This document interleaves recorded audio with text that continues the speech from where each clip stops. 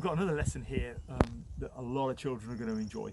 Some of them might not enjoy because it might be quite frightening, but what we want to do about today, to talk about, is spiders. And this is in particular for anybody that can't really get outside, get into the garden, but we want to talk to you about these little things, these eight-legged creatures that we have here, because they're pretty amazing. And what I want you to be able to experience from some of the activities we're going to do here is what it's like to be a spider, and in that way you'll understand a little bit more about them. Spiders in the gardens, especially on the in the house, or whether you've got a veg garden, they're quite important things because they're a predator of a lot of the pests, the other insects that we don't really want around. So for example, we don't want lots of flies around. Flies, they go on dog poo, then they land on your food, and in order to eat your food, they vomit up some of their digestive juices from their stomach so that it softens up your food. Then they walk all over your food with the feet that they've been in the dog excrement with, and then might fly away, they might have sucked up some of your food, and then you go and eat that food. We don't want flies in our house. So one of the best predators of flies is the spider, because they make a web and basically they catch the flies for us. Now, you're probably wondering, how does a spider manage to do it? Because when you've ever tried to swat a fly, so if you see a fly there and you go, it always flies away, you can never get there fast enough. And the reason for that is how we see flashes of images. So for example, on this video at the moment, 1 second represents 24 individual frames or photos. Put those all together, you get 1 second. That's how you're seeing it at the moment. Whereas flies have what they call a flicker vision rate of around about 250. We only have a flicker vision rate of 60 flashes. So there's a massive difference. So the world to a spider is like this. Yeah, everything's moving very, very slowly compared to how it actually is from our vision, from our point of view. Now a spider can't see in that way at all. So what a spider has is a web, because it knows that flies really, really struggle to see in the same way that we do. So seeing something like a web, really, really fine, made out of silk, is what confuses a fly. Because when a fly sees its multi-vision like this, it really struggles. Even though it's flying slowly, or everything appears to be much slower than what it is, the vision is not so good and not so clear. Looking at me now in the same way that a fly sees the world.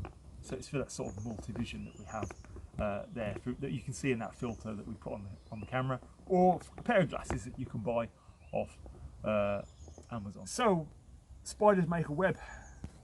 So the big question that you're wondering is, what's a web made out of? Well, it's not that dissimilar to silk. It's extremely strong, and it's all manufactured from the spiders. It comes out of the spider, and they make these intricate, wonderful webs that you see.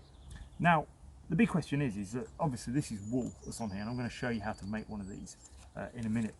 The big question is the fly comes in, it's just wool. Well, actually no, it's silk. And actually what it feels like to the fly is it's sticky, like this. Can you see this sticky tape? Look at that. Oh dear. So we're stuck, can't get off. And that's how the fly gets stuck. It actually sticks physically to the web. So the other question you might be asking, you're thinking, well, if the fly sticks to the web, why doesn't the spider stick to the web? Well, as well as being able to produce its own web, on the spider's feet, it has lots and lots of hairs that are hooked or barbed. Now those hairs are what helps it climb up almost any surface. You've probably seen Spider-Man when he grows his, they're barbed hooks that are on there. But on the end of his feet, or her feet, basically it secretes a type of oil. And what happens is you can see what we've got here is some vegetable sunflower oil, not that dissimilar to what would be on the bottom of a spider's feet. I'm going to pour it into here, and what we're going to do is I'm going to pretend that my fingers are the spider's feet. Now you'll notice at the moment it keeps sticking, but as soon as you put your fingers in the oil, watch what happens. It doesn't stick anymore. So the spider doesn't stick or get caught within its own web. why don't you get some sellotape and some vegetable oil and see what it's like, see how it's like to have spider feet. You can do that. The other thing that you might want to have a go at doing is to create one of these spider webs. And basically all of this is every sort of so many joins, 1, 2, 3, make a cut, make a cut, make a cut, make a cut. And then what you do is you take some wool and you wrap it around each join so that you make these intricate different types of patterns. And then if you can go really in the Halloween sale section of Wilko's, or you can go online maybe to Amazon, you can buy some spiders to put in there. You might even be able to find some flies, and you can then know what it's like to make a spider's web. Great game that you can play, it doesn't have to be outside, you can do this in your house, is that you can create a spider's web. So just get some wool string, wrap it around about 4 different chairs, and you can create an intricate sort of web that you can climb through. It's 3D, and you can get what it's like to be a spider or a fly. So you can see here, as a fly, you're trying to get through here without touching it. One touch alerts the spider to come along. It knows it's got some spray. And also remember, one touch and that's it, you're stuck. So you could play the game with your brothers and sisters or anybody else that's in the household, and as soon as you've touched the web, that's it, freeze, and out comes the spider to get you. Now what you'll also see is, remember, is I'm going through this like at the moment like really slow motion, because that's what it's like to fly, isn't it? It's the flicker time that they have in their sight and in their visions is like 250.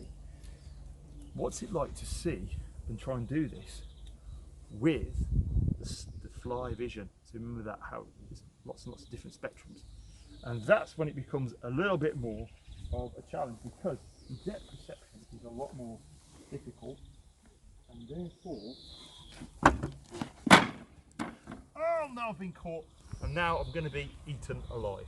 So that was all about our friend the spider. So remember about the spider, we've said that he likes to eat his prey alive. Actually, he likes to paralyse it first and let it stay on the web for a bit longer, because it injects it with a poison. But what a great friend. And you know what, the spider can tell what the weather's going to be like. If you see lots of spiders come inside your house, it means that very, very wet weather's going to come. But it also proves that if you've got a shed, or you've got a house, or you've got a room that has the spider's web in there, don't worry about that, it's there to catch the flies. And it's also telling you that you've got a really nice, dry, warm house. And so what I want to do now is to give you a quick test. Can you remember what we've spoken about? So for example, how many legs has a spider got? Pardon? If you said 8, that was correct. How many flickers does a fly see in its vision? If you said 250, you're correct. How are spiders beneficial to the garden? If you said that it kills a lot of the nasty pests that attack our plants, such as aphid and other nasty insects, you're correct.